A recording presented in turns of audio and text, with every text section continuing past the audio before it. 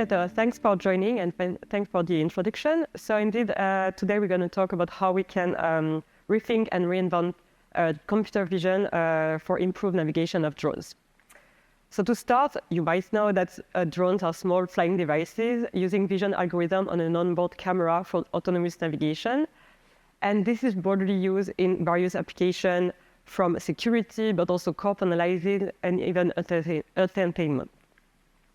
So the level of autonomy of drones requires a constant image quality in a various range of scenarios, and this presents many challenges, starting by finding the right balance between integration and requirement on the camera. By integration, I mean, for example, the dimension constraint. We want to minimize the size of the device, its weight.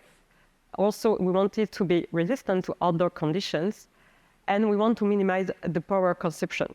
However, we want that, but we also want to keep the best image quality as possible, as well as an extended field of view.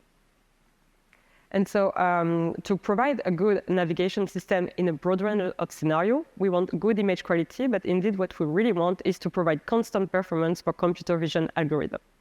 And here today, we will show two different examples of varying scenarios for which we need to optimize computer vision. And the first one will be how to maintain constant performance under varying illumination level in the case of corner detection. More specifically, we will see how we compensate the increased spatial and temporal noise in low light while maintaining a real-time analysis. And in the second example, we will see how we can build tools to optimize performances of the shelf neural network by choosing the right camera. And more specifically, we want to know if we can predict the camera parameters' influence on learning-based algorithm, and what is the impact of a camera degradation on such a neural network.